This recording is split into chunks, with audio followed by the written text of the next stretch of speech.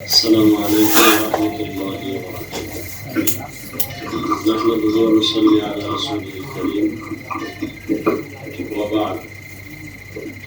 জাতীয় উলামা মাশায়েখ আইন পরিষদের উদ্যোগে আয়োজিত কেমন বাংলাদেশ চাই শীর্ষক আলোচনা আজকের সম্মানিত সভাপতি প্রধান অতিথি আমাদের হাজারো কোটি মুসলমানের হৃদয়ের স্পন্দন নায়েবে আমির মুজাহিদিন দামাত বারাকাতুহুম সহ অন্যান্য হযরত উলামায়ে কেরাম, সংক্ষিপ্ত সময় আমি কেমন বাংলাদেশ চাই এ বিষয়ে 1 মিনিটে আমি বলতে চাই।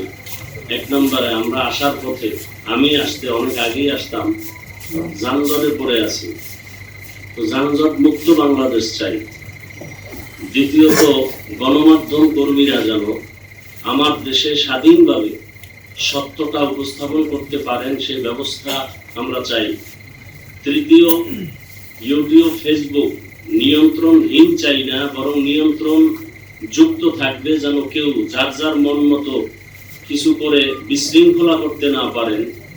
তৃতীয়ত, আমি চাই আমার প্রবাসে যে ভাই বোনেরা আছেন তারা শান্তিতে নিরাপদে জীবনযাপন করবেন এবং তাদের ফ্যামিলির যারা আমার দেশে আছেন তারাও শঙ্কামুক্তভাবে জীবনযাপন করবেন।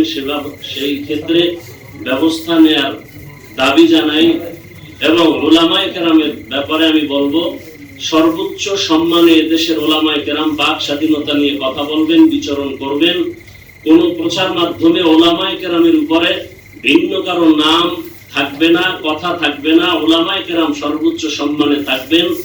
এই বিষয়ে আমি বলতে চাই, আল্লাহ আমাদের সবাইকে স্বাধীনভাবে সর্বোচ্চ সম্মানে শান্তির জীবন যাপন করার তৌফিক দান করেন।